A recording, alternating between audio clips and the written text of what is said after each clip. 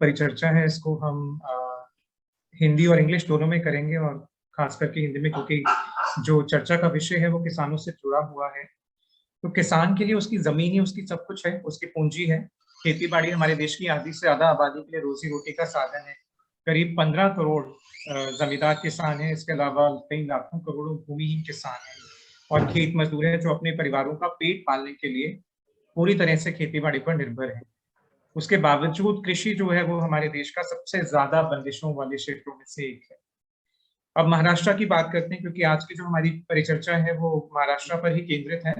2015-16 में महाराष्ट्र में औसत जोत का आकार सिर्फ 1.34 हेक्टेयर था, और जो खेती बाड़ी की जमीन है उसकी खरीद और बिक्री पर तो बहुत ही ज्यादा बंदिशें हैं।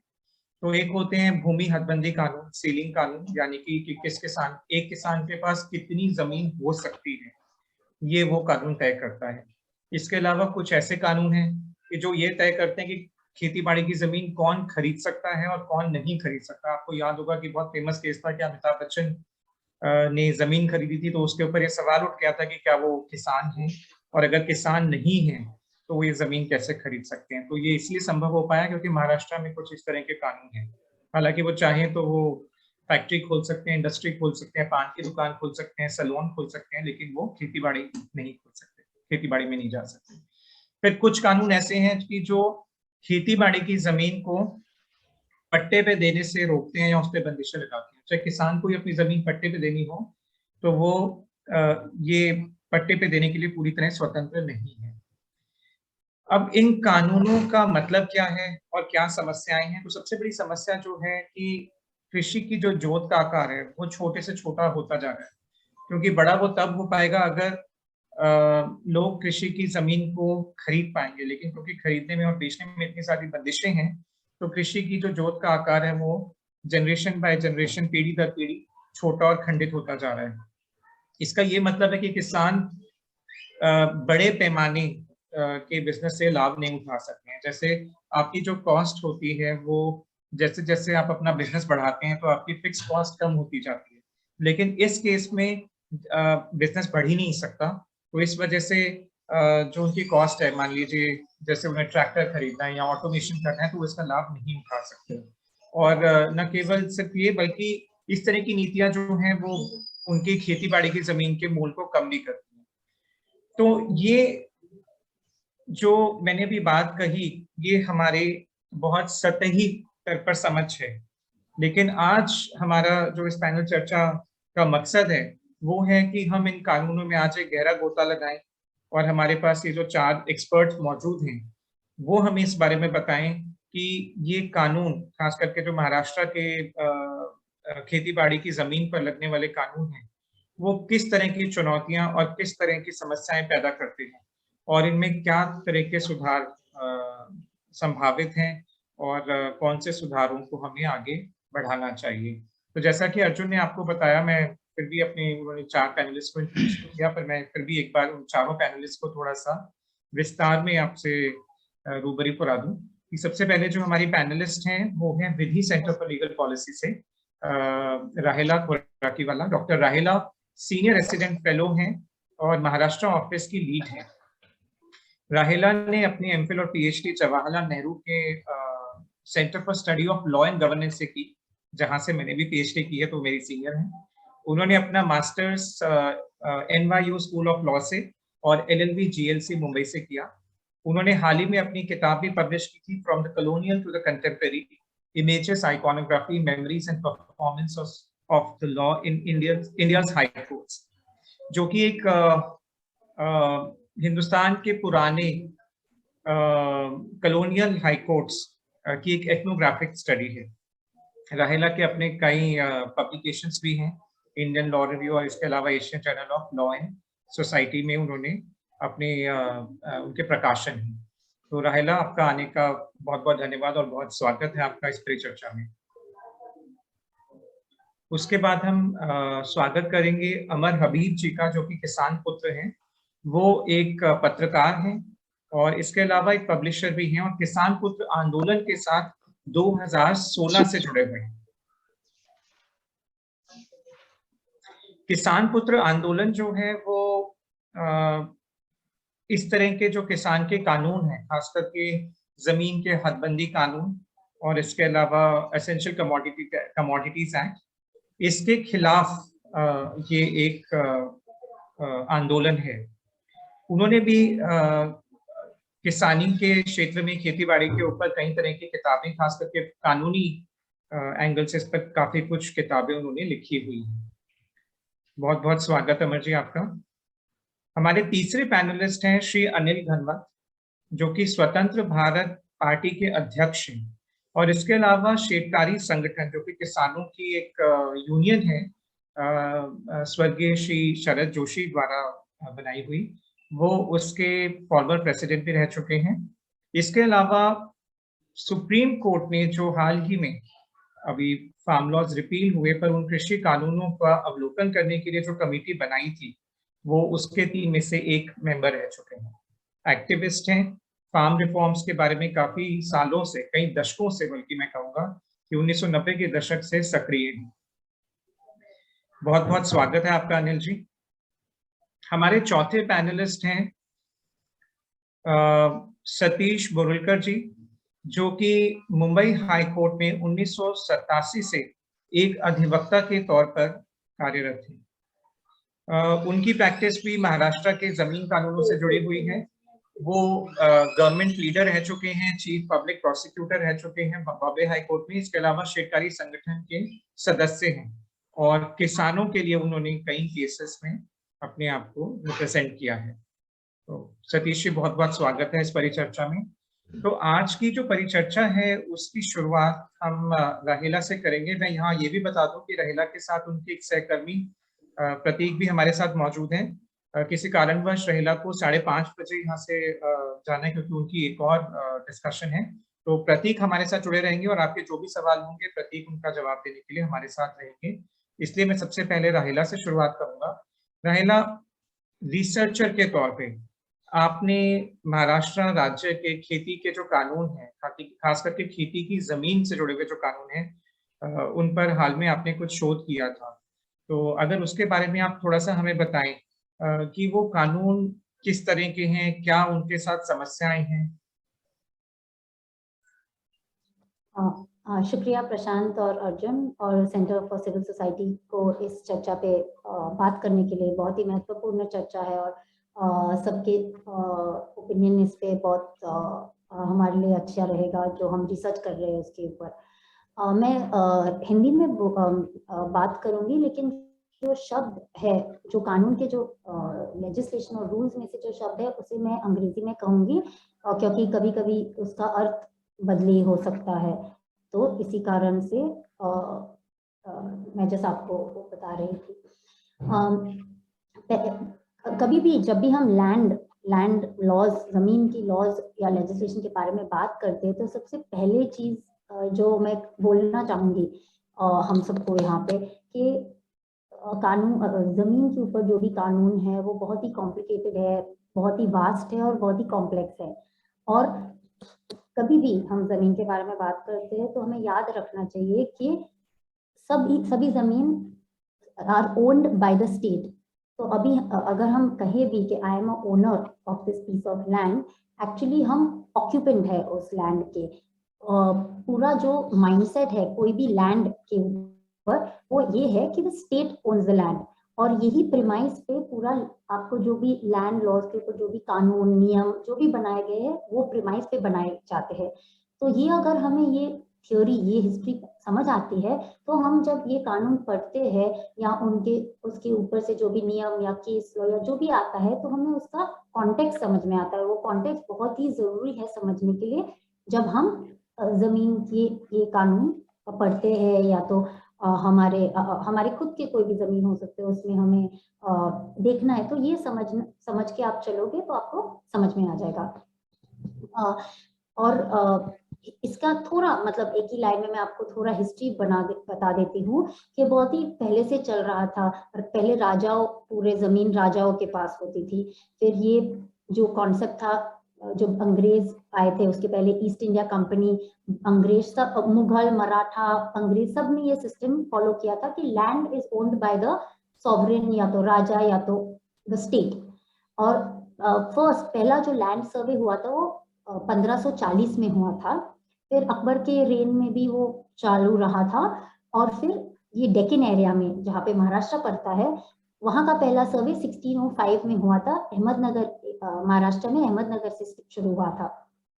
और ये बात बहुत ही महत्वपूर्ण है कि जब अंग्रेज थे यहाँ पे, तो ये लैंड रेवेन्यू, जो पैसा आता था लैंड से, जमीन से, वो उनका सबसे बड़ा सोर्स ऑफ इनकम था जब वो भारत पे राज कर रहे थे।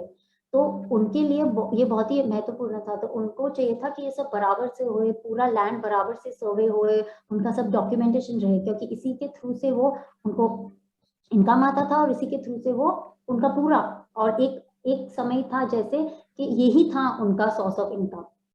तो उनके लिए वो मेथडोलॉजिकल प्रोसीजर जो रेवेन्यू कलेक्ट करने का था वो बहुत ही इम्पोर्टेंट था। तो बहुत सारे लैंड लॉज है, और अभी इतना समय नहीं है हमारे पास कि हम सबके डिटेल में जाए, तो मैं आपको थोड़ा सबके बारे में बता दूंगी, लेकिन मेनली मैं फोकस करूंगी the Maharashtra land revenue code पे। ये कोड 1966 में आया था। और इसके पहले एक दूसरा कोड था, बॉम्बे लैंड रेवेन्यू कोड, वो 1897 का था, तो प्री इंडिपेंडेंस। तो 1966 में महाराष्ट्र लैंड रेवेन्यू कोड आया। ये जैसे नाम बोलता है लैंड रेवेन्यू, तो ये पूरा लैंड से जो रेवेन्यू आता है उसके बारे में वो पूरा ये कानून में है। और जस्ट क्योंकि हम सब यहाँ पे रिसर्च और सब में भी इंटरेस्ट रखते हैं, तो मैं जस्ट बताना चाहूंगी कि अगर किसी को ये हिस्ट्री पढ़ना है या ये कैसे लैंड रेवेन्यू कैसे इस पे आया, तो एक मैनुअल है, Anderson's manual of revenue accounts of the villages, talukas, districts of Bombay state. यहाँ से पूरा जो लैंड रेवेन्यू कोड का जो लॉजिक था, क्या था, वो सब आपको, आप पहले इंट्रोडक्शन के पेजेस पढ़ोगे तो आपको समझ आएगा अगर किसी को इसमें इंटरेस्ट है। और तो अभी ये मैंने आपको बताया कि सब सर्वेस कंडक्ट हुए थे, अंग्रेज ने किए थे सब। तो इसकी वजह से गवर्नमेंट को पक्का पता था कि कौन कहाँ पे लैंड ऑक्यूपाई कर रहा है, कहाँ पे क्या बनाया है, क्या ऑक्यूपाई नहीं किया है, सब कुछ गवर्नमेंट को पता है। तो और उसी हिसाब से लैंड रेवेन्यू का वो चार्ज करते हैं। और दूसरी बात, जब भी हम लैंड रेवेन्यू के बारे में बात करते हैं, आपको याद रखना चाहिए कि ये फिस्कल स्टैट्यूट्स है। तो पूरा रेवेन्यू कलेक्शन के ऊपर आता है, रेवेन्यू डिपार्टमेंट और फिस्कल डिपार्टमेंट के नीचे आता है। तो ये हम उसको लैंड लॉज बुलाते हैं, लेकिन वो लैंड डिपार्टमेंट ऐसे कुछ नहीं आता है, लेकिन आता है वो फिस्कल और रेवेन्यू डिपार्टमेंट के नीचे, क्योंकि द मेन पर्पस है रेवेन्यू कलेक्शन। और मैं जस्ट थोड़े नाम बताऊंगी आपको जो भी प्रैक्टिस में है, जिसके भी रिसर्च किया, आप ये नाम सुने होंगे आप लोगों ने ये नाम। जो जब भी आप ये एरिया में काम करोगे तो आपको इन सब कानून से आपको जान पहचान करनी ही पड़ेगी, जैसे कि Maharashtra tenancy and agricultural land act 1948। फिर विदर्भा के लिए एक अलग एक्ट है, Bombay tenancy and agricultural lands act. फिर Maharashtra prevention of fragmentation and consolidation of holdings act 1947। फिर Maharashtra agriculture land ceilings and holdings act. फिर इसमें स्टैम्प एक्ट, रजिस्ट्रेशन एक्ट, सब कुछ इम्पोर्टेंट है। और आखिर में एक बहुत ही इम्पोर्टेंट अभी बिल है, वो Maharashtra agricultural land leasing bill 2017 का। वो अभी तक कानून बना नहीं है, लेकिन वो भी इस चर्चे के लिए महत्वपूर्ण है। अच्छा, थोड़ा मैं ब्रीफ बताऊंगी आपको महाराष्ट्र लैंड रेवेन्यू कोड पे। उसके दो भाग है, एक है रेवेन्यू कलेक्ट करने का और दूसरा लैंड पे ग्रांट्स ऑन लैंड, ये उसके दो मेन भाग है। और जो MLRC है उसके साथ बहुत सारे अलग अलग कानून भी है जो उनके साथ जुड़ते हैं। ये जो मैंने आपको बताया तो सबको साथ में पढ़ के हमें पूरा समझ आता है। और है MLRC बहुत ही लंबा कोड एक्चुअली, लेकिन मैं आपको सिर्फ उसके बहुत ही कम मेन भागों को बता रही हूँ ताकि थोड़ा समझ आए कि उसके पीछे कॉन्सेप्ट क्या है। तो पहला सबसे इम्पोर्टेंट डिस्टिंक्शन जो है एक्ट के सेक्शन 29 में आता है, सेक्शन 29 में यहाँ पे 3 क्लासेस ऑफ ऑक्यूपेंट्स बताए जाते हैं। और इसके हिसाब से पूरा जो हम समझते हैं कैसे आप ऑक्यूपेंट हो लैंड के, उससे आता है। तो 3 क्लासेस है। फर्स्ट क्लास 1 जो बताता है कोड में, उसमें आपके पास अनफेटर्ड राइट है। इसका मतलब कि आपके पास हक है वो ये जमीन को ट्रांसफर करने का। आप गवर्नमेंट से भी होल्ड करते हो, लेकिन आप उसको ट्रांसफर कर सकते हो, आप उसको विरासत में ले सकते हो, आप उसका हिस्सा बना सकते हो, लाइसेंस पे दे सकते हो, सब लेटिंग, पूरा जो आपके पास हक है वो आप एक्सरसाइज कर सकते हो। क्लास 2 कौन से तरीका है, उसमें आपके पास कोई हक अनफेटर्ड राइट नहीं है, तो आप ट्रांसफर कर सकते हो, लेकिन ट्रांसफर करने के लिए आपको गवर्नमेंट से परमिशन लेना पड़ता है। तो आपको बेचना हो या ट्रांसफर, लाइसेंस, मॉर्गेज जो भी है, आपको गवर्नमेंट से परमिशन लेके करना पड़ता है। और थर्ड टाइप का जो है वो गवर्नमेंट लीजेस बुलाते हैं। कभी कभी वो उसका लीज पीरियड फिक्स्ड रहता है, या कभी कोई क्लॉज रहता है रिन्यूअल वाला या ट्रांसफरेबल वाला, या जो भी वो पूरे जो लीज डॉक्यूमेंट में है वो हिसाब से चलता है। और इसके बाद आता है सेक्शन 38, और ये पावर देता है गवर्नमेंट को ये लीज बनाने के लिए। और ये हक है कलेक्टर के पास, जिसे हम जिला अधिकारी बुला सकते हैं, वो गवर्नमेंट के बिहाफ पे वो बनाते हैं। तो एक कोड रहा, कोड के नीचे रूल्स है, और ये रूल्स के थ्रू से पूरा जैसे कि कैसे कानून को ऑपरेशन करना चाहिए वो रूल्स के थ्रू से होता है। तो मेन इस दोनों से इससे कनेक्टेड मेन जो रूल्स है, बहुत सारे रूल्स है, लेकिन मैं आपको 2 नाम बता रही हूँ। Maharashtra land revenue record of rights and registers preparation and maintenance rules, ये 1971 की है। और दूसरा भी 1971 का है, Maharashtra land revenue disposal of land rules 1971। और इन रूल्स के साथ ये पूरा लीज कैसे बनता है, पहले जैसे कि परपेचुअल लीजेस होते थे, अभी क्या है कि सिस्टम है कि वो रिन्यूएबल लीज होता है, स्पेसिफाइड पीरियड के लिए वो रिन्यू हो सकता है, लेकिन स्पेसिफाइड पीरियड के लिए। और एक बार ही आपको जो जमीन मिल गई गवर्नमेंट से, तो आपको एक सर्टिफिकेट ऑफ ग्रांट मिलती है, और इसका जो फॉर्मेट है वो भी ये रूल्स के नीचे आता है। और इसमें सब लिखा रहता है कि आप educational, charitable use, public purpose, किस रेसिडेंशियल, इंडस्ट्रियल, कौन से कारण के लिए आप ये यूज कर सकते हैं। और अर्बन एरिया में ऐसा होता है, और ग्रामीण क्षेत्रों में अगर गवर्नमेंट को ऐसा जमीन देना है तो पब्लिक नोटिस देनी जरूरी पड़ती है। और कोई थोड़े गाइडलाइंस है, सुप्रीम कोर्ट के थोड़े जजमेंट्स है जो इस सबको इस पे है। और कभी आपने सुना होगा कि कभी क्या होता है कि विवाद का विषय बनता है ये कि कोई कानून है जिसके नीचे थोड़े एक्सेप्शंस रहते हैं, जैसे कि cooperative society of government servants आके, जैसे IAS, IPS, IFS ऑफिसर्स आके, या तो सेना के ऑफिसर्स आके रूल 26 एंड 28 के नीचे अलॉटमेंट ले सकते हैं, स्पेशल सर्कमस्टेंसेस। ये अपवाद होता है, लेकिन ये जो नियम है उसके ऊपर बहुत सारे आप देखोगे PIL फाइल होती है और सब, लेकिन ये है प्रोविजन लॉ में। और दूसरी बहुत ही इंपॉर्टेंट है कि पूरा लॉ ऐसा लिखा है, प्रिमाइस है कि सारी जमीन जो है एग्रीकल्चरल लैंड है, कृषि भूमि है। फिर और तो इस कारण से जो किसान है, जो एग्रीकल्चरिस्ट है, उनको पहला हमेशा प्रायोरिटी मिलता है। अगर पब्लिक प्रोजेक्ट की वजह से उनका जमीन जाता है या सार्वजनिक परियोजना की वजह से कुछ होता है, तो प्रायोरिटी ऐसे किसान को दिया जाता है, या तो आर्मी, सेना के लोगों को दिया जाता है, तो बैकवर्ड क्लास सिटीजन्स को। तो ऐसा पूरा मतलब कानून ऐसे लिखा गया है, ये सब चीजों को ध्यान में रखते हुए। और इसमें एक दूसरा बहुत ही महत्वपूर्ण शब्द है जिसके बारे में बात करूंगी, वो है अनअर्न्ड इनकम। इसका क्या मतलब है कि आप गवर्नमेंट ने आपको जमीन दी है लीज पे। अच्छा, उदाहरण के लिए समझो 50 साल का लीज दिया है आपको, 25वें साल में आपको कोई तकलीफ आई है, जो भी कारण है, आपको वो जमीन बेचना है।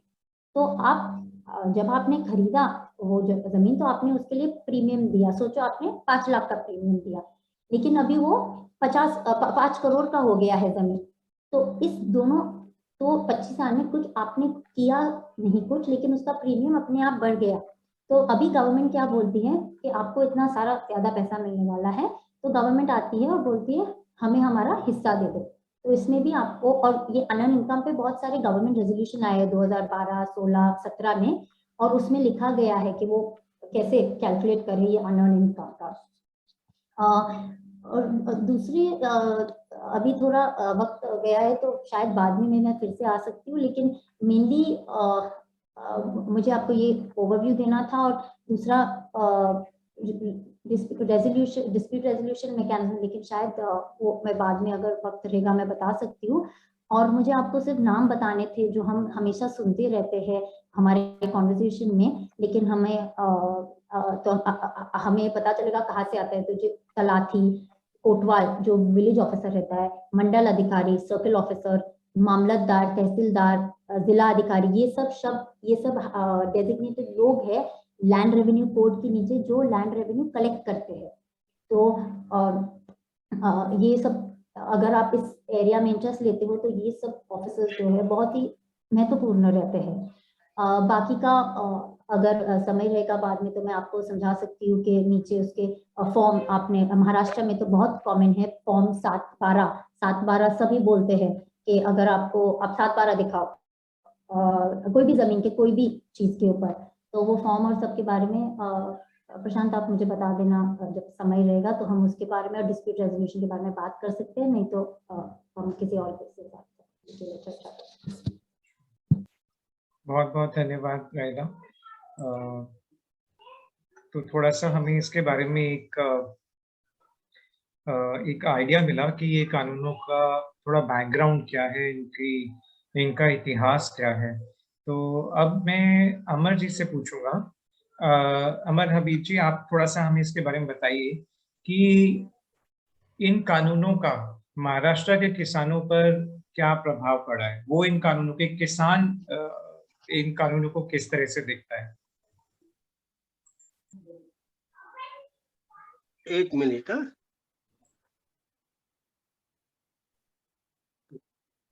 असल में मेरा ही एक छोटा सा सवाल बन गया था मन में रेहाला से कि दुनिया के अन्य देशों में और हमारे पास के कानून में क्या अंतर है। वो अगर कोई बता दे तो बहुत अच्छा होगा, लेकिन वो बाद में बताया जा सकता है। मैं अभी मेरी बात करूं। असल में ये लैंड रेवेन्यू एक्ट जो है ना, वो एक अलग चीज है, वो इम्प्लीमेंटेशन से रिलेटेड है। हमको सोचना ये चाहिए कि हमारे पास के लैंड कानूनों की मानसिकता ये 1917 से पहले की है। सारे कानून हमारे लैंड से रिलेटेड जितने भी है, अब देखिए ना कि रेवेन्यू आता है, कितना आता है लैंड से रेवेन्यू, उसका क्या रिलेवेंस रहा है आज, लेकिन उसमें कोई परिवर्तन नहीं हुआ। उसके आधार पे बने हुए कानून वैसे के वैसे ही है, नंबर 1। दूसरी बात यह है कि कैपिटल जनरेशन का सोर्स ये 1910-20 या इस दौर में जब तक के टेक्नोलॉजिकल रेवोल्यूशन नहीं हुआ था, तब तक कैपिटल फॉर्मेशन का सोर्स एग्रीकल्चर था, और उसको देखते हुए ये सारे कानून बनाए गए। लेकिन अब जबकि एग्रीकल्चर ही अकेला कैपिटल फॉर्मेशन करता है ऐसी बात नहीं है, दूसरे सोर्स उससे ज्यादा बड़े बन गए हैं, तो ऐसे दौर में वो कानून जो 2017 से पहले के बने हुए हैं, वो कानून आज भी क्यों बरकरार है, या उस मानसिकता से बने हुए हैं। वो मानसिकता बहुत दूर तक चली आई है। महाराष्ट्र के कानूनों में हम लोग जो किसान पुत्र आंदोलन है, हमको बड़ा हर्डल लगता है सीलिंग के कानून का। यानी सीलिंग के कानून का कोई रिलेवेंस नहीं है। हालांकि ये कानून जब बना तो सुप्रीम कोर्ट में गया, हाई कोर्ट में गया, और हाई कोर्ट ने इसको रिजेक्ट कर दिया था। तब भी उसको 9 शेड्यूल में डाला गया और उसको फिर से कंटिन्यू किया गया। इसलिए हमको लगता है कि सबसे कठिन जो कानून है वो है सीलिंग का कानून। मैं अब रेहाला यहाँ है और उनका अध्ययन बहुत अच्छा है, तो मैं ये पूछना चाहूंगा कि सीलिंग की जमीनों का क्या हुआ, यानी जो सरप्लस लैंड बोल के ली गई और लोगों में बांटी गई, तो उसका क्या हुआ। मैंने माहिती के अधिकार में, हम महाराष्ट्र में जो क्या बोलेंगे उसको, माहिती का अधिकार, तो उस अधिकार के तहत सरकार से पूछा था कि भाई इन लोगों का क्या हुआ, तो कुछ भी बताते नहीं, झूठ मूठ के आंकड़े पेश करते हैं। लेकिन मैं मेरे तालुके में देखता हूँ तो उसमें से बहुत सारे लोगों ने वो जमीनें छोड़ दी और शहरों में चले गए। या यानी उसमें का सूत्र ये है, देखिए, कि जिनकी जमीन ही गई उनका भी नुकसान हुआ और जिनको जमीन मिली उनका भी नुकसान हुआ। यानी दोनों का भी नुकसान करने वाला ये कानून ये बना, टिका इसलिए कि वो 9 शेड्यूल में डाल दिया गया। और हर्डल ये है अब कि एग्रीकल्चर में इन्वेस्टमेंट ना के बराबर हो गया है। अब आजकल के में या कई पिछले वर्षों से एग्रीकल्चर में कोई इन्वेस्ट नहीं करना चाहता। उसकी वजह ये है कि तुम उसमें लैंड सीलिंग एक्ट लगा रखा है। कोई 18 एकड़ या 54 एकड़ के लिए बहुत बड़ी इन्वेस्टमेंट करेगा, ऐसी स्थिति नहीं है। उसको व्यवसायिक स्वातंत्र होना चाहिए। मेरी जमीन है तो मैं बेच सकूं।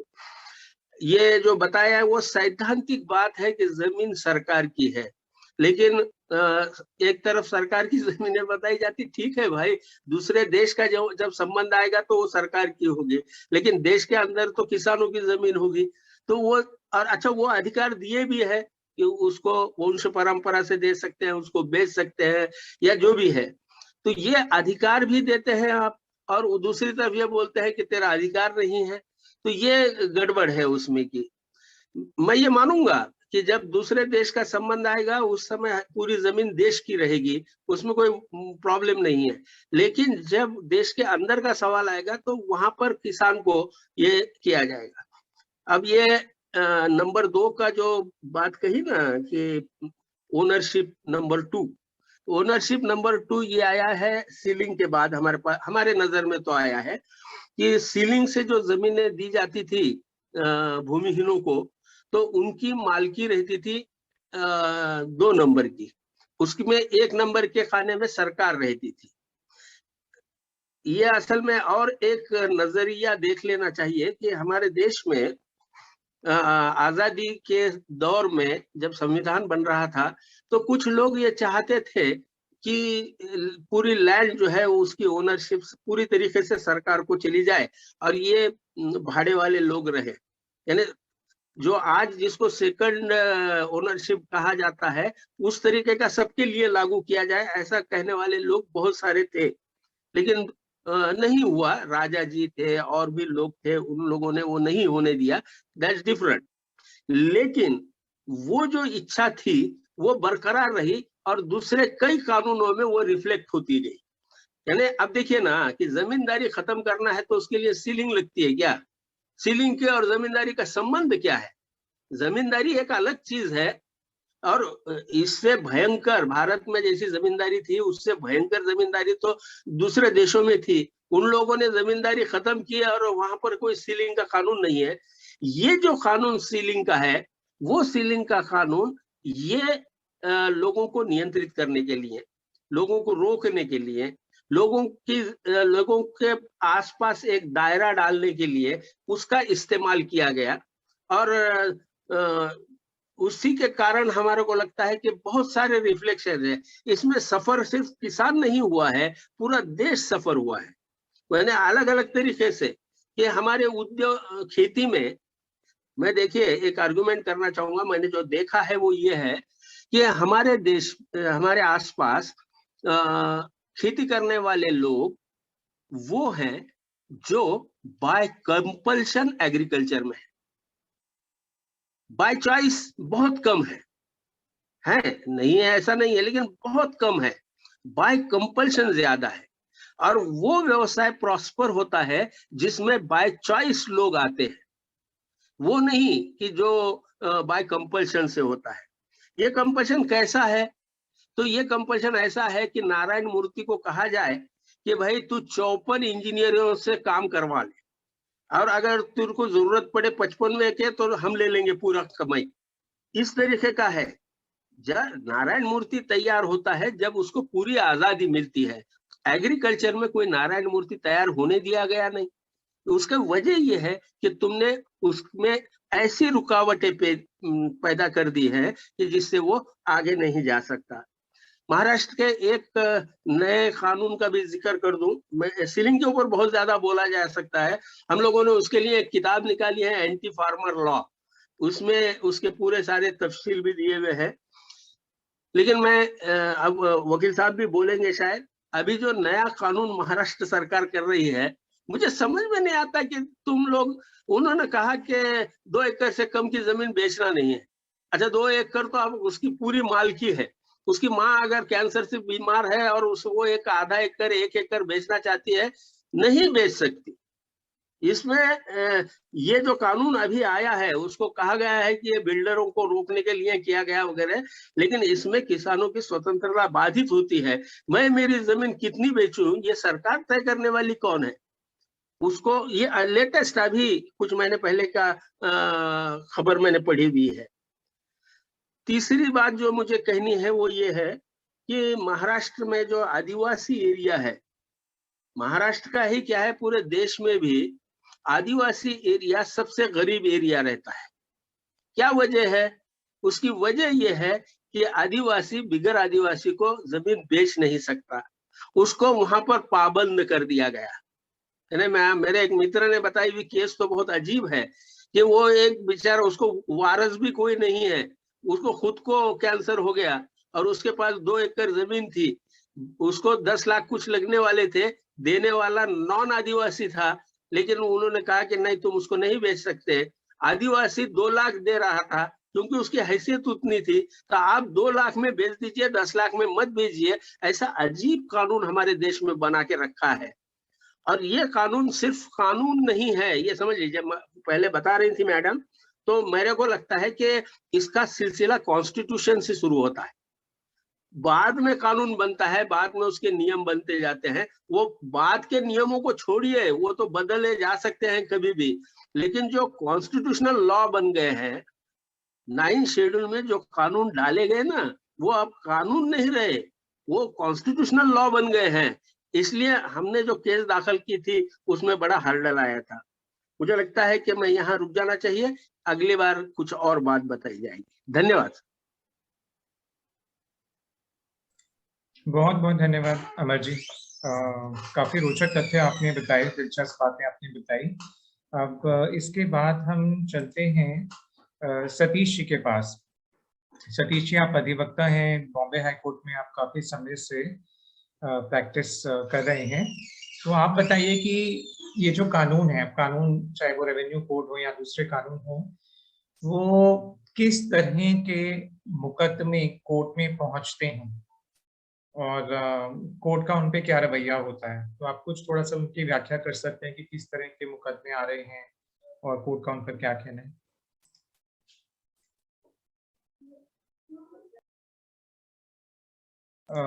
सतीश जी, आप म्यूट हैं, आपको अनम्यूट करना। अभी भी अनम्यूट पर हैं आप, अनम्यूट करिए। अभी आवाज आ रही है। Sir, thanks for inviting me in this session, and let me answer and begin my speech with answering your question of your today's seminar. Whose land it is anyway? This is your question. I think this is the question which we have posed. Whose land it is anyway? I must say that the Vinoba Bhave, in a metaphorical way, said Sab Bhumi Gopal ki. That is what Vinoba Bhave said. But in fact, this land belongs to king. And therefore, coronation of a king means a marriage of king with the land. And that is the concept of Bhupati. Therefore, when he becomes a king, he becomes a Bhupati. And all lands, earlier days, only land revenue was the source of state revenue. There was no other state revenue. There was no income or revenue for the king to rule. And therefore, this revenue code has come for the aid of the crown, not for the aid of a farmer. Let us understand it. And then, as my learned friend has said, that it is in a 16th century, in a Nizam state, earliest we can trace, is a Malik Ambar, as being premier of Nizam. He started this process. Now, what he did, And kindly see the mechanism, that is grading of land, one, assessment of potential revenue from the land, and that was the purpose for which this land revenue came into existence. Along with the land revenue, the intermediaries came into existence, like in a zamindar, jagirdar, rayatwar, in Konkan, Khot, in Western Maharashtra, Patil, Deshmukh. All these were intermediaries who were brought in for collection of revenue. And those appointed by the crown, later on, they acquired the status of hereditary office. So the land remained in the family, the large tract of land remained in the family. And I want to remind that today's Maharashtra Land Revenue Code consists of land revenue laws of 4 regions, namely British ruled, then Hyderabad, then your CP Berar, and then Madhya Bharat. These parts have now become a part of a land revenue code. Now land revenue code has come, and after we see the medieval part, that after Malik Ambar, then Chhatrapati Shivaji also made some improvement, then Peshwas contributed for the assessment of land revenue, and then came British. British have in Maharashtra, British didn't change the structure of revenue, because for British also they were knowing that the land revenue is the source of their state, and therefore you have seen the movie Lagan. Lagan is that is the concept of Lagan. And then the British added new intermediaries in this land by granting land, Rao Sahib, Rao Bahadur, and the number of intermediaries went on increasing till the British period. And that created uneven situation of holding. And then earlier in influence of a socialistic pattern, and the peasants plight of the who tilled the land, their plight was very bad. Let us face the human face of this grading and intermediaries. They were very cruel. They were concerned only with the revenue, and all types of atrocities were committed on them. So earlier, I must say that 1907, the erstwhile Nizam state brought first the what you call is the land laws for the purpose of removing intermediaries or lessening the burden on peasants. They brought it. Now kindly see the purpose of this Agricultural Land and the Tenancy Act. As the convener of this meeting has said, that Amitabh Bachchan was denied the permission to hold a land in Maharashtra, because under Bombay Tenancy and Agricultural Lands Act, there is section 63. Only agriculturists can hold a land. Agriculturist. Now the fact situation is that who is agriculturist? Agriculturist. If you see and misuse of this section 63, you can find. I don't want to blame anyone. I don't know where. If you go to the Bombay, nearest picnic or recreation spot is Alibag district Alibag. Now I am talking on 63 of the Bombay Tenancy Act. In Mandwa, there are bungalows on the shore of Mandwa of all big industrialists. Take any name. For example, I am giving, nothing against them. Every sportsman, every industrialist has who, and by their name you can make out that they are not they are industrialists, they are not agriculturists. But loophole is found that if you have some part of land in anywhere in India, you become agriculturist, and then you can hold a land in Maharashtra. So 63 is set at naught by finding a loophole of bringing certificate from a secure place in India that yes, this man holds a land, agricultural land. My purpose is that these land laws initially started with a good idea, and that was the source for Vinoba Bhave's movement of Bhudan, so that the peasants, the landless labor should get, and the purpose behind the agricultural land law was not only to give some benefit to tillers, but also to have a maximum outcome of production, because large production of the large holding of land gave less production. So the tillers would cultivate, bring large production, and players also have a socio-economic independence. That was the purpose of Agricultural Land Tenancy Act. But again, I'll come to that later on. I'll give just a background or some glimpses of laws in Maharashtra. After this Maharashtra Agricultural Land Tenancy Act, then comes a Consolidation and Fragmentation. Consolidation and Fragmentation Act, which prevention of consolidation and consolidation of holdings is the least discussed subject in Maharashtra. Dr. Ambedkar had brought forth the problem of uneconomic size of holding and the ills of fragmentation. The fragmentation had become a source for the purpose of uneconomic holding. Now there are in a family holds 2 acres of land and the father has 4 children. Then the land is divided into 4 parts and that holding becomes a fragment. And that to avoid such a fragmentation, to avoid the uneconomic holding and the aftermath of an uneconomic holding, that of course on the production of the crop, this law was brought.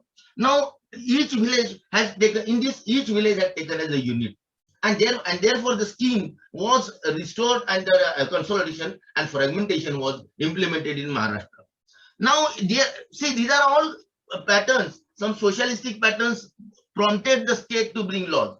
Now another law which came is Maharashtra Restoration of Lands to the Scheduled Tribe Act 1974. That later on it became the part of Land Revenue Code after Section 36. Now why it is brought?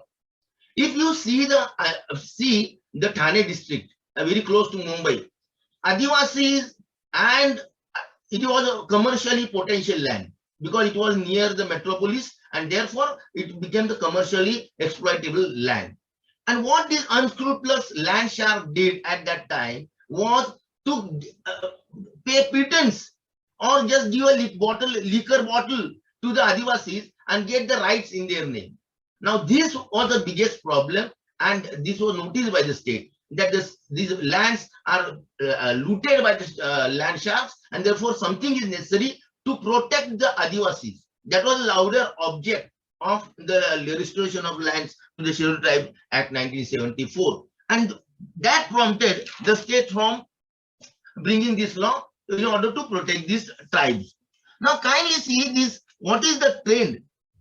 Now the legislation is brought on this land, and under this, unless there is a permission obtained from the competent authority, all agreements, all dealings with the Adivasis held to be void. So this is a kind of umbrella over the head of Adivasis, said no person would cheat and take their land. That was I'm just giving glimpses of a few laws. Then comes the Agricultural Land Ceiling Act. Agricultural Land Ceiling Act came in Maharashtra, and again that is a socialistic pattern, that you have a excess land that is to be distributed among the landless laborers, and the area was marked for irrigated land this much, non-irrigated land this much. But most fraud is committed under this act. All the excess land dealing, if you see, and in the time when the statement under the Agricultural Lands Act was filed, there are instances where the land is shown in the name of unborn, land is shown in the name of some servants, land is shown by creating some fictitious trust to get exemption from the clutches of the Ceiling Act. Now, Amar Habib Saab has told that this is a useless law, and this is to clear discriminatory. When you wanted more land, you wanted that now potential of land is increasing, you withdraw the Urban Land Ceiling Act. What prompted you to put same clutches, same fetters on the agricultural land? Why don't you give the same treatment to the agricultural land, and why don't you give the same treatment to the urban land? But always the state government has in mind the potentiality and the benefits of the land sharks, builders, and the urban land users. This is the first, and profit maybe. Now there are other laws which are in place, namely project affected persons. Suppose a state is constructing dam in the state of Maharashtra for the purpose of irrigation. Now the state has demarcated two areas. There is one command area and that is an affected area. Now from the command area, again ceiling, the person or family is entitled to hold 7 acres of land, and excess of land in command area would be acquired for the purpose of resettlement of those who are from affected area.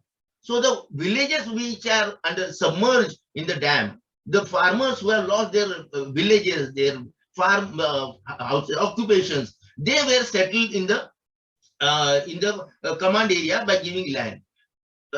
I don't know how far that is a fiction, but very good book written by Mr. Vishwas Patil on the issue of this resettlement. The name of the book is Jhara Dharti. And you'll find this is a fiction, but still you will come to know what suffering in the resettlement, what trouble they face in resettlement. Ultimately, I get the feeling whenever I visit Maharashtra, the project affected, Koyna Dam is of 1960.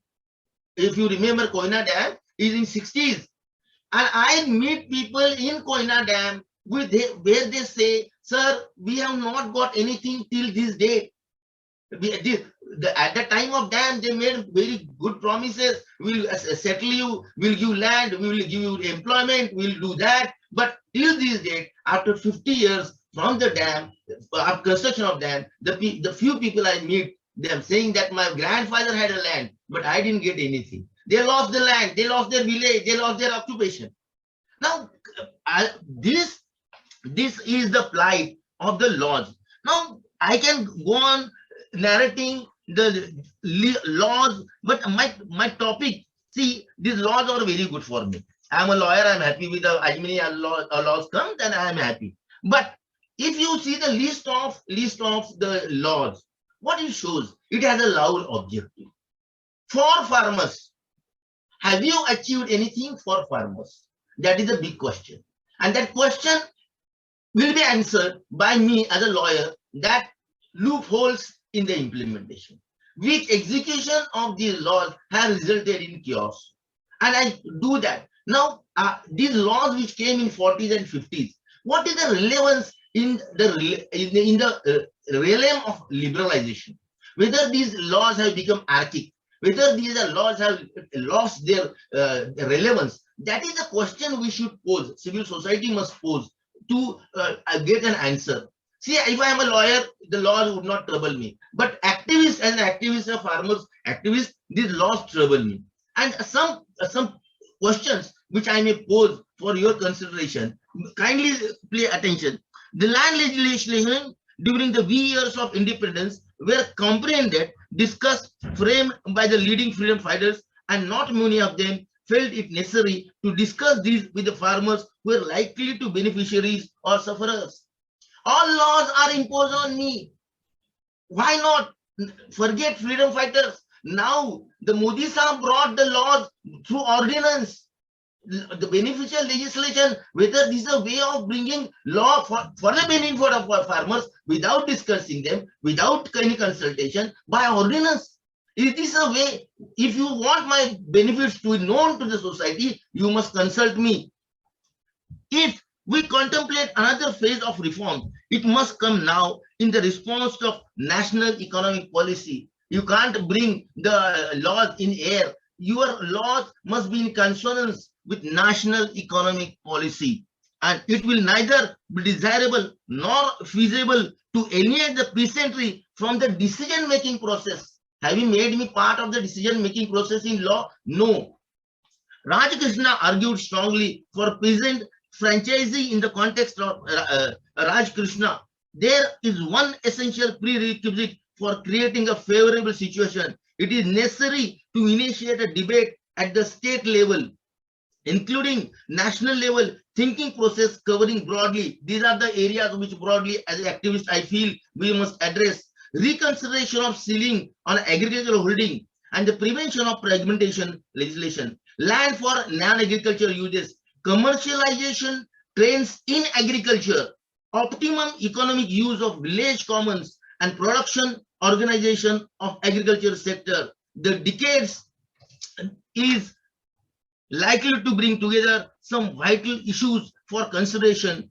Recently, few such national level attempts have been made in India, but still the fate of the farmers remain the same. Sir, as an advocate, I feel there are law at its place, but why the farmer is in distress, the question nobody can answer. Thank you very much. Thank you so much Satish, thank you, thank you. अब हम अपने चौथे panelist की तरफ चलते हैं। अनिल जी, अभी आपने सुना जो सतीश जी ने कहा कानूनों के बारे में, तो आप थोड़ा हमें जमीनी सच्चाई के बारे में बताएंगे कि कानून जो है वो किसानों को किस तरह से प्रभावित करते हैं और किसान इन कानूनों को कैसे देखें?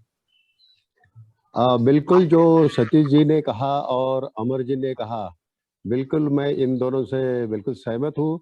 और इन कानूनों की मार मैंने और हमारे परिवार ने झेली है। जब ये सीलिंग आया तब 70 एकड़ जमीन हमारी सीलिंग में चली गई थी। उसके बाद कमांड एरिया आया, एक कुकड़ी डैम हुआ हमारे, हम उसके कमांड एरिया में आ गए, तो उसके लिए हमारे 8 एकड़ जमीन रिजर्व की गई थी। लेकिन सौभाग्य से वो आगे कैंसिल हो गए और हमारी जमीन रह चुकी। फिर मैंने कुछ एग्रीकल्चर लैंड नॉन एग्रीकल्चर करके उसमें रेसिडेंशियल और इंडस्ट्रियल पर्पस के लिए मैंने उसको कन्वर्ट कर दिया, परमिशन लिया। और अब जो इंडस्ट्रियल प्लॉट था उसका लमसम 1 एकड़ का मैंने एनए किया था। अभी जुलाई 2022 में एक कानून आया 21 में, तो उन्होंने कहा कि आपको हर एक प्लॉट अलग का इसका ये डायमेंशंस होना चाहिए। तो फिर हमारे सब व्यापार वो उसके जो सौदे वो अटक गए हैं। हमने लोगों से पैसा लिया है लेकिन उनको हम जमीन अभी ट्रांसफर नहीं कर सकते। ऐसे सब कानून हो रहे हैं और इसमें ये सब क्यों रखे गए कानून, ये तो अभी रेलेवेंट नहीं है, फिर भी रखे गए। तो मैं तो ये कहूँगा कि ये कानून हमारे सत्ता में जो लोग हैं, जो ब्यूरोक्रेसी है, उनको बहुत पैसा दे रही है। सतीश जी ने कहा कि ये जो वीर डैम हुआ, वहाँ के जो लोग प्रभावित लोग हैं वो तो वहां से बाहर चले गए। कुछ लोग हमारे यहाँ दौड़ के नजदीक आ रहे हैं, उनकी लड़ाई हम आज तक लड़ रहे हैं, 60 साल हो गए। उनको जो जमीन दी गई, जो प्लॉट्स दिए गए, अब तक उनके नाम पर नहीं हुए हैं। जिनके नाम पर हुए उनकी क्लास 1 की जमीन वहां पे एक्वायर की गई, और यहाँ जो जमीन दी गई उनको क्लास 2 की दी गई, जो वो बेच नहीं सकते, वो उस पे कर्जा नहीं मिल रहा है। बहुत सारी प्रॉब्लम्स उसमें आ रही है। आदिवासी की जो जमीन है वो सिर्फ आदिवासी ही खरीद सकता है।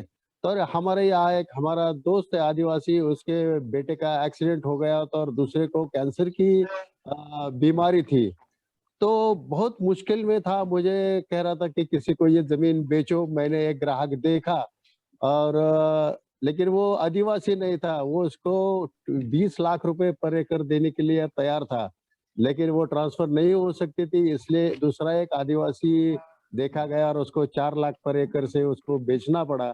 इतना बड़ा नुकसान सहना पड़ा। एक इकोनॉमिस्ट है संजीव सबलोक, वो अभी ऑस्ट्रेलिया के इकोनॉमिक एडवाइजर भी रह चुके हैं, तो उन्होंने इसका एस्टिमेट निकाला है किसानों को कितना लूटा गया। जैसे नेगेटिव सब्सिडी देके 45 लाख करोड़ को 20 साल में लूटा गया, तो संजीव सबलोक जी कहते हैं कि भारत के किसानों को $20 बिलियन को लूटा गया।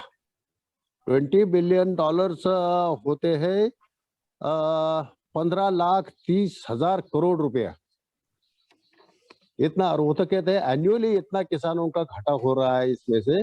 तो इतनी बड़ी लूट हो रही है, तो ये कानून रहने, they are not relevant anymore. फिर भी ये कानून क्यों रखे गए हैं? महाराष्ट्र में ये कानून बहुत सारा पैसा हमारे लीडर्स को, हमारे ब्यूरोक्रेसी को दे रहे हैं, इसलिए ये कानून रखे गए हैं। कंसोलिडेशन ने तो पूरा किसानों को बर्बाद कर दिया। आज भी जो भी मामले हमारे यहाँ दर्ज है उसमें से 25% का मामले तो ये कंसोलिडेशन की वजह से है। किसी की दूसरी जगह की जमीन चली गई लेकिन यहाँ उसको कुछ मिला नहीं, जो उस पे जो कर रहा था वो आज भी वहीं पे है, और वहाँ इसकी भी जमीन चली गई, जितनी मिलनी चाहिए उतनी नहीं मिली। तो बहुत सारे प्रॉब्लम्स इसमें ये कंसोलिडेशन के वजह से हो गए थे। तो ये भी एक बड़ा मुश्किल प्रॉब्लम इस कानून ने किया है। अभी एक गुंठेवारी का जो कानून आया है, ये तो हमारा अधिकार ही हटा रहा है। मेरी जमीन है, मैं मेरे जमीन का क्या कुछ भी करूं, मैं उसको जोतूं या उसको बेचूं, वो जो अधिकार है मेरा, मेरा जो फंडामेंटल राइट है टू ओन प्रॉपर्टी, वही हमसे छीना जा रहा है। तो ये जो फंडामेंटल राइट्स है, इस पे इसका हनन करने वाला जो शेड्यूल 9 है, जो जिसके खिलाफ हम कोर्ट में भी नहीं जा सकते, हमारा संगठन पिछले 40 सालों से ये सीलिंग के और इसके शेड्यूल 9 के खिलाफ लड़ता आ रहा है। हमारे जो पहले पूर्व अध्यक्ष थे शेतकरी संगठन के, उन्होंने तो शेड्यूल 9 की एक कॉपी जला दी थी। उसका आंदोलन क्या था, उनके ऊपर देशद्रोह का मुकदमा चला। तो इस तरह से इतना विरोध होने के बावजूद भी सरकार इसको नजरअंदाज कर रही है। तो इसके बारे में बहुत कुछ करना जरूरी है। जो भी कानून शेड्यूल 9 में डाले गए हैं, वो शेड्यूल 9 ही रद्द होना चाहिए। अभी उसमें बहुत सारे कानून खेती के संबंधी है और जमीन के ओनरशिप के संबंधी है। महाराष्ट्र के में जो भी कानून है शेड्यूल 9 में डाले हुए, ये सभी जमीन के संबंधी है। तो ये जो किसानों का जो हक है न्यायालय में जाने का, वही छीना गया है। हमारे प्रॉपर्टी ओन करने का जो फंडामेंटल राइट है वो छीना गया है। और मेरा कारोबार है, खेती करने का कारोबार, उसका एक्सपेंशन करने का अधिकार मुझे नहीं है। अगर मुझे ज्यादा फायदा हुआ और मुझे लगता है कि मेरे पास 18 एकड़ जमीन है, मेरे पास पैसा आ गया तो मैं उसको 20-25 एकड़ करूँ, तो मुझे वो परमिशन नहीं है। ये किसानों पर ही क्यों? अगर कोई इंडस्ट्रियलिस्ट है, उसका अगर फायदा होता है, एक कारखाने के बजाय 10 फैक्ट्रीज वो कर सकता है। किसी रेसिडेंट है सिटी का, उसको एक फ्लैट है, उसमें उसका गुजारा हो सकता है, लेकिन वो 4-5 फ्लैट खरीद के रख सकता है, किराए पे दे रहा है। उनको ये प्रॉपर्टी बढ़ाने में कोई प्रॉब्लम नहीं है, तो उनको वो परमिशन है, लेकिन किसानों को नहीं है। इसके बारे में किसानों के दिल में काफी गुस्सा है, काफी चोट पहुंची है भारत के और महाराष्ट्र के किसानों को, लेकिन इसके तरफ कोई ध्यान नहीं दे रहा है। कई राज्य है जिनमें सीलिंग एक्ट है ही नहीं, वहां के किसान अपनी जमीन जितनी चाहे वो रख सकते हैं। लेकिन महाराष्ट्र ने बहुत ही जबरदस्त तरीके से इसका अमल किया। ये 72 के दरमियान इसकी अमल बजावनी शुरू हो गई और किसानों की जमीन चली गई। बहुत सारे कोशिश करने के बावजूद भी किसान अपनी जमीन नहीं बचा सके। तो हम ये चाहते हैं कि ये सीलिंग का कानून हमेशा के लिए चला जाए। ये गुंठेवारी जैसे कानून जो बनाए जाते हैं, जिसमें हमारी जमीन है, मैं अभी आधा एकड़ से छोटा टुकड़ा हम बेच नहीं सकते। गुंठेवारी के कानून में आपको 20 आर यानी आधा एकड़ से कम आप बेच नहीं सकते। अगर मेरे पास 1 एकड़ जमीन है और मुझे कुछ मुसीबत आई है, मुझे पैसे की जरूरत है, तो उसमें से 4 गुंठा 5 गुंठा मैं बेचना चाहूँ तो मैं बेच नहीं सकता। मेरे घर में जो परेशानी है वो हल नहीं कर सकता। मेरे घर का वो जो पेशेंट है वो मर सकता है। तो इतना क्रूर तरीके से इस कानून की अमल बजावनी हो रही है। तो हम ये चाहते हैं कि ऐसे कानून जो हमारे जो हक है, कानूनी हक है, हमारे जो मूलभूत अधिकार है, उसको हनन करने वाले और हमारे जो अधिकार है हमारे कारोबार का बढ़ाने का, उसका हनन करने वाले, हमारे मूलभूत अधिकार का हनन करने वाले सब कानून अब चले जाने चाहिए और किसानों को प्रॉपर्टी का अधिकार मिलना चाहिए। इतना मैं कहना चाहता हूँ। धन्यवाद। बहुत बहुत धन्यवाद अनिल जी। अब हम ऑडियंस से थोड़ा कुछ सवाल लेना चाहेंगे, लेकिन क्योंकि रहीला के पास समय कम है, Raheela you want to make any comments? हाँ, जस्ट 2 चीज जल्दी से बोलना चाहूंगी निकलने से पहले, और फिर मेरे जो सहयोग है प्रतीक वो बाकी का बताएंगे। एक मुझे बताना था कि इस कानून के नीचे जो प्रोसीजर है अपील करने के लिए, वो भी बहुत ज्यादा लोड डालते हैं पूरे चीज पे। तो जैसे कि प्रोविजन है 2 रिविजन्स के, मतलब अगर मैंने एप्लीकेशन किया मेरे फेवर में गया तो सामने के साइड रिविजन में डाल सकता है। तो और फिर 2 बार रिव्यू का अपॉर्चुनिटी है, तो 4 हुआ वहां पे। ये भी नहीं चला तो आप रिट पिटिशन फाइल कर सकते हो हाई कोर्ट में, और उसके बाद भी आपके पास सिविल सूट फाइल करने का ऑप्शन रहता है। तो आप सोचो कि 15 साल आपका इसी में जाएगा, क्योंकि इतने सारे ऑप्शन हैं। ये भी एक इशू है। और दूसरा इशू मुझे बताना चाहती हूँ कि जब भी डिस्क्रेशनरी पावर रहता है कोई भी कानून के नीचे, तो वहां पे करप्शन और ये सब चीजें आने की बहुत गुंजाइश है। और ये जो 7/12 का जो फॉर्म जिसके बारे में मैं बात कर रही थी, उसमें जो चेंज जो नाम या जो भी म्यूटेशन एंट्री उसको बुलाते हैं, वो तलाकी एंट्री करते हैं। और यहाँ पे जो भी प्रैक्टिस करते होंगे उनको पता है कि ओरल या रिटन से आप बोलोगे तो वो कोई तो फॉर्म ऑफ एंट्री आती है उसमें, उसको पेंसिल एंट्री बुलाते हैं, और ऑनलाइन सिस्टम में ड्राफ्ट एंट्री बुलाते हैं। उसको परमानेंट करने मतलब पेन एंट्री बनाने का या तो फाइनल एंट्री बनाने के लिए वो नोटिस देना पड़ता है और तलाकी को चेक करना पड़ता है, सर्कल ऑफिसर जाके चेक करता है। लेकिन प्रोविजनली तो आपका नाम पेंसिल एंट्री में तो आ ही जाएगा। आप कोई भी क्लेम करो, जैसे कि मैं आप में से किसी के लैंड पे आके तलाकी को बोल सकती हूँ मेरा इस पे हक है, तो अगर जो भी तलाकी के डिस्क्रेशन पे है, और अगर मेरा पेंसिल एंट्री भी नाम हो गया, उसमें प्रिजम्पटिव वैल्यू आ जाता है। तो 7/12 पे प्रिजम्पटिव वैल्यू आ जाता है कि आपको टाइटल है इस पे।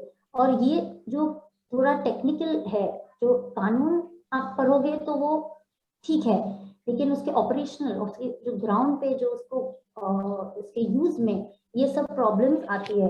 और दूसरा जो जिस बारे में सबने बात किया था, मुझे भी इस पे एक्चुअली चर्चा करना था और पूछना था सबको कि ये ट्राइबल लैंड का इशू है, जो स्टैंडर्ड है कि अगर आपने कभी भी डिक्री लेकर एग्जीक्यूशन करके सेल डीड करके पूरे पैसे देकर आपने ट्राइबल से जमीन खरीदा हो, फिर भी कभी भी वो आके वो पूरा ट्रांजैक्शन वॉइड हो सकता है। तो ये जो प्रोविजन है बहुत ही मुश्किल सा प्रोविजन है। तो एक्चुअली हम सबसे वही पूछना चाहते हैं कि इसका हम क्या कर सकते हैं, क्योंकि अगर हम ऐसा बोले कि कलेक्टर का इसमें म्यूचुअल कंसेंट से करने देने या कलेक्टर का मदद होना चाहिए, फिर वहां पे भी एक कलेक्टर का ऐड करोगे तो गवर्नमेंट इंटरफेरेंस हो जाता है और उसमें भी ट्राइबल लोगों को हानिकारक हो सकता है। अगर आप म्यूचुअल कंसेंट से बोलोगे तो जैसे आप लोगों ने बात किया कि ये कानून आया क्यों पहले, क्योंकि ट्राइबल लोगों को सोशली बैकवर्ड क्लास थे, ओप्रेस्ड क्लास थे। तो अगर हम जो कंसेंट हम बुलाते हैं, जैसे हमें पता है कि कंसेंट क्या है, या तो कोई इंडस्ट्रियलिस्ट को कंसेंट या जमीन के का जो भाव है उनको समझ आता है, तो शायद आदिवासी लोगों को नहीं है। तो उनसे जो म्यूचुअली कंसेंट हम बुलाते हैं तो शायद फेयर नहीं हो। तो इस बारे में क्या सोल्यूशन हो सकता है, क्योंकि हम समझते कि जब कानून आया था तभी उनको मदद उनको जरूरत थी, लेकिन अब के टाइम में हम कैसे ऐसे बोल सकते कि law is a reflection of society, समाज का जो चल रहा है, लेकिन हमारे जो कानून है वो है सोसाइटी के रिफ्लेक्शन, लेकिन उसमें थोड़ा बहुत सारा टाइम लैग है, मतलब थोड़ा गैप रहता है लॉ को कैचअप करने में। हम देखते हैं कि टाइम, जैसे हम सब बात कर रहे थे कि पूरा अभी चेंज आना चाहिए, लेकिन वो आया नहीं है, और प्रैक्टिकली हमें सब पता है। तो वो एक चीज है। और दूसरा जो अगर हम कंपेयर करना चाहते हैं, जैसे हबीब जी ने बताया था कि दूसरे देशों के साथ या जो भी हम मुझे कभी कभी लगता है कि हम कंपेयर करेंगे तो पूरा समझ नहीं आता है, क्योंकि इंडिया का प्रेमाइस है सोशलिज्म। जब ये शुरू हुआ था जमींदारों से जमीन लेने के लिए, और ये सब कानून वो हिसाब से बनाए गए थे। और कभी जब हम ये रिसर्च करते तो यूएस और सबके बारे में पढ़ते हैं, लेकिन वो थोड़ा अलग रहता है, क्योंकि वहाँ पे कैपिटलिज्म ज्यादा है। इंडिया में अलग अलग चीजों का हमें ध्यान रखना पड़ता है, जैसे संविधान में जो है, संविधान का जो प्रेमाइस है वो अलग रहता है। तो शायद इस कारण से थोड़े चीज अलग है। बाकी आप मुझे क्षमा चाहिए कि मुझे निकलना पड़ रहा है अभी। इस बहुत ही मुझे भी बहुत सारा सीखने मिला है आप सबसे, लेकिन मेरे सहयोगी प्रतीक है और वो जो भी आपको दूसरे सवाल है वो आपको जवाब दे सकते हैं। और शुक्रिया आप सबको, प्रशांत, अर्जुन और CCS को, और थैंक यू। बहुत बहुत शुक्रिया राहिला, थैंक यू। तो ये जो सवाल अभी राहिला ने उठाया, ये सवाल एक्चुअली हमारे ऑडियंस ने भी पूछा है, और आप में से जो भी इस बारे में जवाब देना चाहे कि ट्राइबल्स के लिए जो कंसेंट का सवाल है, उसका सही समाधान क्या है, सही अप्रोच क्या है, क्या उसको छोड़ देना चाहिए, क्या ट्राइबल्स को कुछ खास अलग से प्रोटेक्शन की कुछ जरूरत है, या फिर हम इस बात को ले सकते हैं कि ट्राइबल्स भी अपने अधिकारों के प्रति उतने सजग हैं और वो अपने अधिकारों की सुरक्षा कर सकते हैं। Satish ji, would you like to answer first? Yeah, I like. No, there is no restriction on transfer. Kindly see, there is no restriction on transfer. Restriction to non-tribal is permissible only with the permission of the collector. It is not there is a prohibition of transfer. Kindly see, there is no prohibition, but only still I insist. Now, what actually happens is a different thing. Corruption is there, but today also, if you see the land holding or land persons who in a construction area, they are in these tribal areas of Thana, Mokhara, Wada, Jawar. If you see, either non-tribals have encroached, trespassed, or they have cheated the tribal. Now, how will we deal with it? Therefore, you're right. Habibji is right, or Anilji is right. They should have, there should be some reasonable restriction to verify whether the value is genuine, whether the money is being given to the tribal in fact, or they are looted by the land sharks. Some restriction, some supervision is necessary for transfer to non-tribal. Tribal to tribal, there is no restriction, you can have it. But in all these Jawar, Mokhara, the persons are for a liquor bottle, they will give the land agreement. This is the situation today also, because I move around all the Adivasi areas or in Sahyadri areas where Mahadev Kolis are there.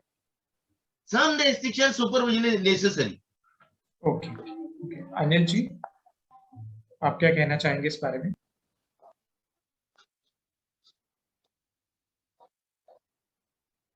Anil ji, आप mute पर हैं, कृपया unmute कीजिए। सतीश जी जो कह रहे हैं वो कुछ हद तक सही है। बिल्कुल, जो एक्चुअली हिली एरियाज में जो आदिवासी रहते हैं, जो इलिटरेट है, उनसे इस तरह से जमीन ली जा सकती है और ली जाती है।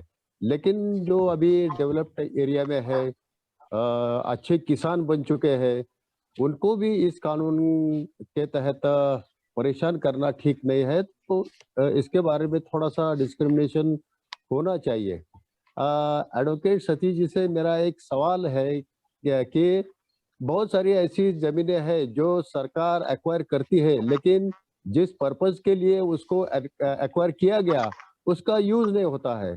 कुछ जमीनें ऐसी हैं किसी डैम के लिए वो एक्वायर की गई, लेकिन वो डैम के स्टोरेज के लिए उसका कुछ फायदा नहीं है, और सैकड़ों एकड़ जमीन उस डैम के अगल बगल में जो किसानों के पास है अभी भी, लेकिन उस पे नाम गवर्नमेंट का आता है। अगर उस प्रोजेक्ट के लिए उसका अभी कुछ फायदा है नहीं, तो ये जमीन फिर से किसानों के नाम पे की जा सकती है क्या? और कुछ डैम्स बने ही नहीं, 20-25 साल हो गए जमीन एक्वायर करके, वहां कुछ प्रोजेक्ट हुआ ही नहीं। ऐसी बहुत सारी जमीनें हैं। कानून तो मेरे ख्याल से ये कहता है कि 5 साल अगर उस प्रोजेक्ट के लिए जमीन इस्तेमाल नहीं की गई तो वो जमीन फिर से उन किसानों को लेने का हक है। तो please advocate Suresh Borukar ji, will you please help us out of this? Sir, ये ना आपके पक्ष में कानून है ना तो न्यायालय है। मुझे साफ बात कहनी चाहिए, आपके पक्ष में कोई नहीं है, किसान के पक्ष में कोई नहीं है। क्यों? अगर ये कृष्णा वैली की जमीन जो है उस पे क्या बनाया आपने? कौन सी वैली बनाई? वो क्या है वो कृष्णा वैली की जमीन पे? हाँ, हेलो, हाँ, नाही ती आता हे कोणती सिटी बनवली त्यांनी कृष्णा वॅलीच्या जमिनीवर? पुण्याला सहारा city Sahara city nahi change. Lavasa land is a Krishna Valley land acquired from the farmers, and that land is used for what purpose? Luxurious resorts for the elites. Whether that, what was the purpose of acquisition? Acquisition was for the purpose of Krishna Valley. And now the court, Supreme Court has said, what Supreme Court has said? Public purpose. Suppose land is acquired for the construction of a hospital, and the government says, no, I don't want to construct a hospital. I change the purpose. It is for the stadium.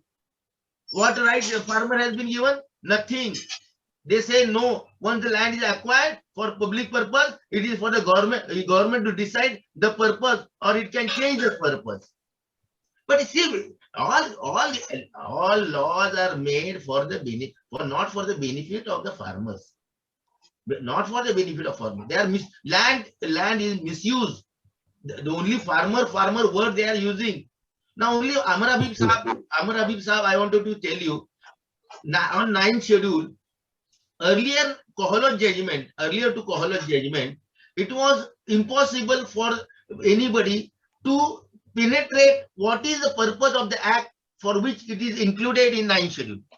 Now Supreme Court in Kohlot judgment said, Justice Kapadia judgment, we said we can lift the veil.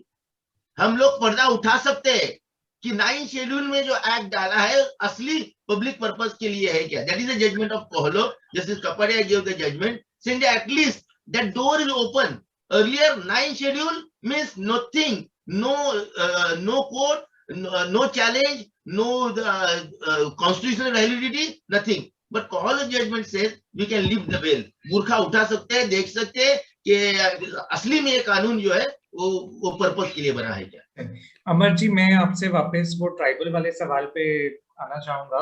थोड़ा सा आप बताइए कि उसका सही समाधान क्या होगा, क्योंकि दोनों तरह की हम बात सुन रहे हैं।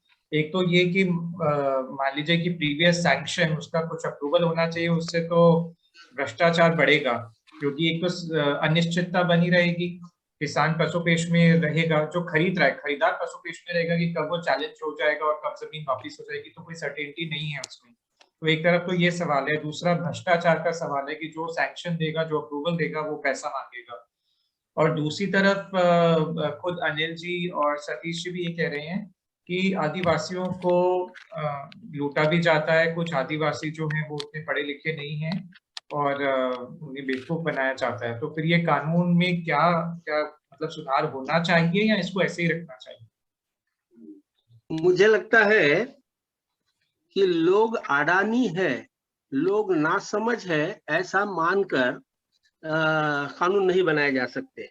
अगर आदिवासी, ये लॉजिक तो इतना भयंकर है कि आदिवासी अडानी है तो उनका मतदान का अधिकार रहेगा कि नहीं रहेगा, सरकार बनाने का अधिकार रहेगा कि नहीं रहेगा, ऐसा नहीं चलेगा।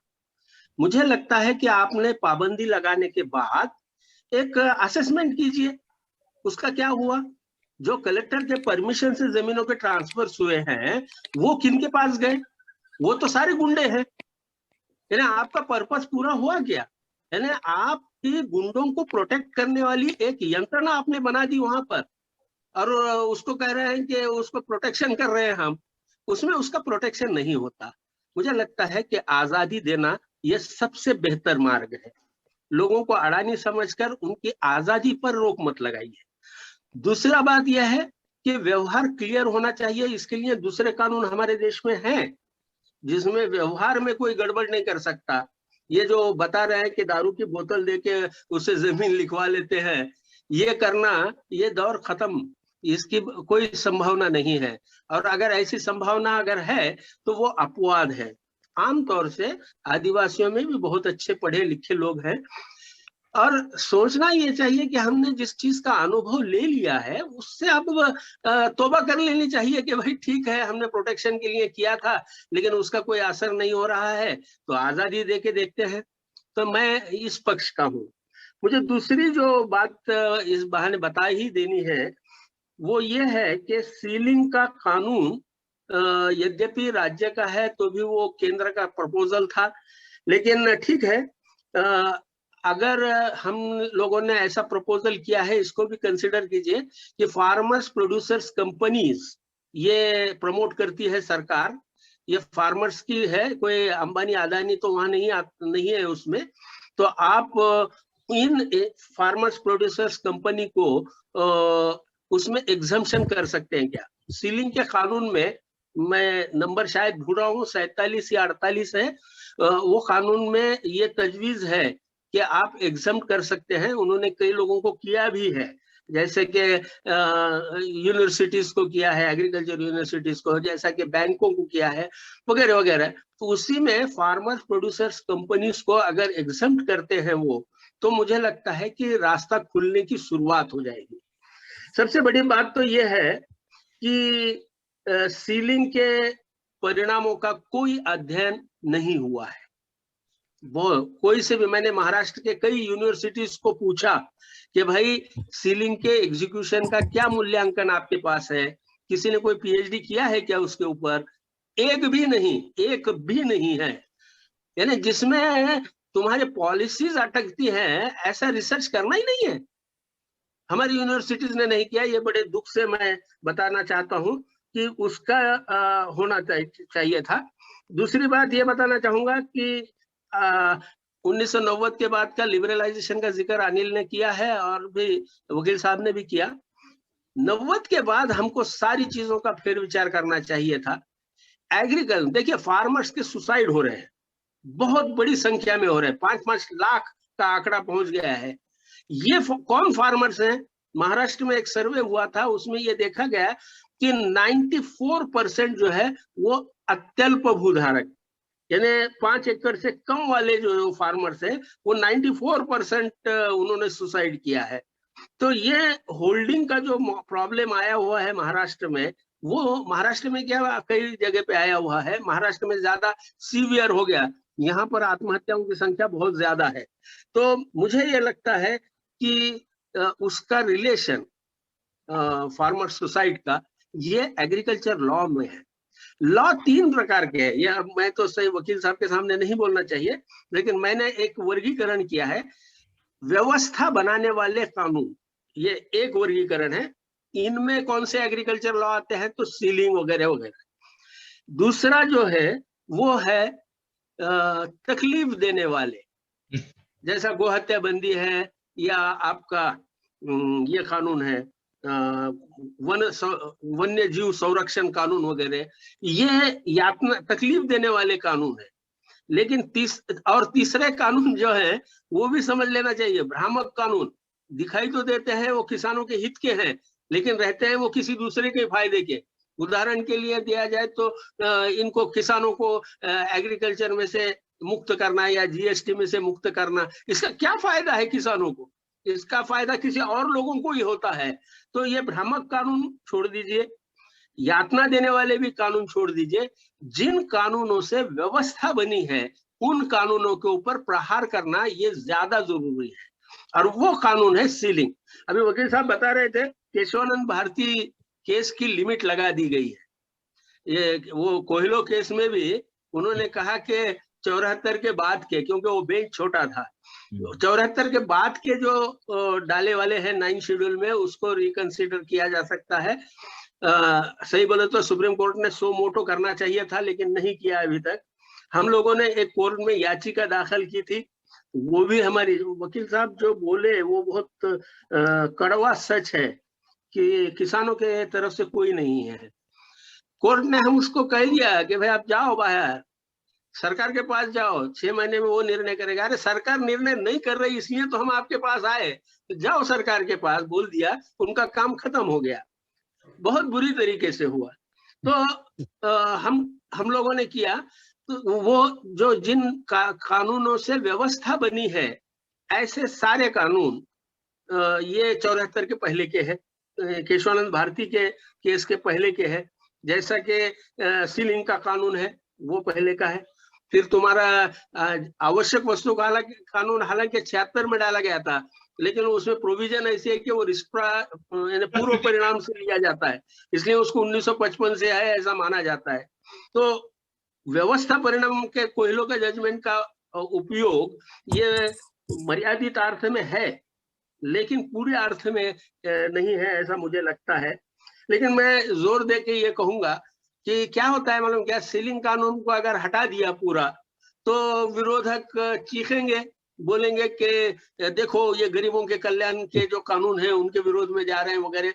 हमारी पॉलिटिकल सिस्टम इतनी अजीब है, और आपको मैं बता दूं, जो सर्जक हैं उनकी संख्या कम रहती है और जो पैरासाइट्स हैं उनकी संख्या ज्यादा रहती है और उनका प्रभाव भी ज्यादा रहता है। ऐसे पॉलिटिकल सिस्टम में एकदम रेडिकल स्टेप लेना मुश्किल होता है। तो ऐसी हालत में कम से कम एफपीओ को, ये फार्मर प्रोड्यूसर्स कंपनीज को अगर सीलिंग कानून से में एग्जम्पशन दिया गया तो मुझे लगता है कि रास्ता खुल सकता है, कम से कम उस दिशा में कुछ कदम आगे बढ़ाए जा सकते हैं। पर मैंने उद्धव ठाकरे जी से, उससे पहले के मुख्यमंत्री से, उससे पहले के मुख्यमंत्री को सबको पत्र दिए हैं, नो कंसीडरेशन, कोई कंसीडर नहीं किया जा सकता। लेकिन मैं आपके रिसर्च इंस्टीट्यूट है इसलिए मैं खास तौर से ये बोलना चाहूंगा कि हमको चाहिए सीलिंग के परिणामों का अध्ययन। कोई हमारे पास है ना, बहुत मुश्किल है ये सरकार के खिलाफ के अध्ययन करना, ये रिसर्च, क्यों तो फाइनेंस जो मिलता है वो किसी और से मिलता है। मैं यूनिवर्सिटियों में लेटर दिया कि मुझे इसके ऊपर आप किसी के पीएचडी है तो मुझे दीजिए, कोई नहीं देता है। तो वो काम भी करना बहुत जरूरी है, क्योंकि एग्री फार्मर्स लॉज यही सबसे गले का फंदा है, और आप लोगों ने उसके ऊपर डिस्कशन किया। धन्यवाद। एक मिनट में बताना चाहता हूं अभित जी से कि Gokhale institute of politics and economics, Gokhale institute of politics and economics में एक पेपर पब्लिश हुआ है, land reforms and agrarian structure in Maharashtra, this is the name of the paper. और उसमें आप जो सवाल पूछ रहे हैं, उन्होंने अभी मेरे पास टाइम नहीं इतना डिस्कशन के लिए, उसने फिगर्स एंड फैक्ट्स दिए कि what is the extent of implementation of Sealing Act, what is the extent of implementation of Tenancy Act, what is the extent of implementation of your other acts, what is the benefit, how far it is implemented, and how far it is not implemented, and what effect it is made on the farmer society. Gokhale मेरे पास paper है अभी, this is the paper. धन्यवाद। मुझे अगर हो सके तो mail कर दीजिए प्लीज। हाँ सतीश जी, ये हमारे साथ भी शेयर करिएगा, हम भी इस पेपर को स्टडी करना चाहेंगे। तो इसके साथ मुझे लगता है हमने ऑलरेडी 4 मिनट ऊपर बिता दिए हैं, क्योंकि बहुत ही दिलचस्प चर्चा थी, काफी नई नई बातें सामने आई, कुछ किताबों का यहाँ पर और कुछ पेपर्स का जिक्र हुआ, तो बहुत बहुत उपयोगी जानकारी मिली। इसके लिए मैं आपका बहुत बहुत शुक्रगुजार हूँ। बहुत धन्यवाद। अर्जुन।